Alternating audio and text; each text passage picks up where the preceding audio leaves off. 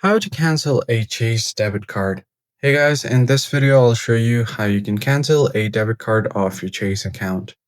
So the first thing you're going to have to do is make sure that you have your debit card connected to your Chase bank. So you can open up the app to check if the card is connected or not. You can find the credit cards or debit card options down below on your home screen, right below your account overview.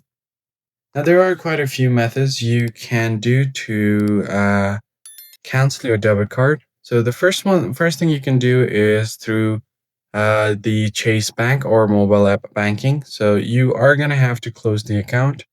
Just log into your Chase account, and once you've done that, find the checking account where your debit card is linked.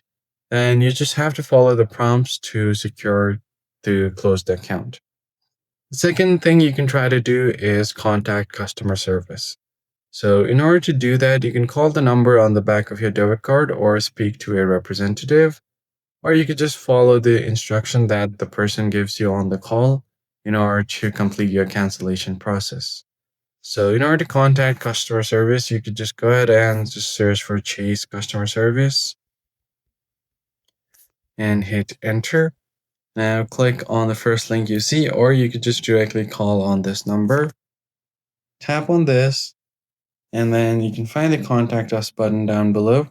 If you don't see this, you could just go ahead and tap on this right here where it says contact us. Tap on, just scroll down, see what you're looking for. And if you don't see a number here, there were some numbers on the previous website. So you can just scroll down, you need help, select what you need help with, and then contact the customer support. Just call this number to your card related issues and you're good to go. That's it for this video, guys. I hope this tutorial was helpful. I'll catch you on the next one.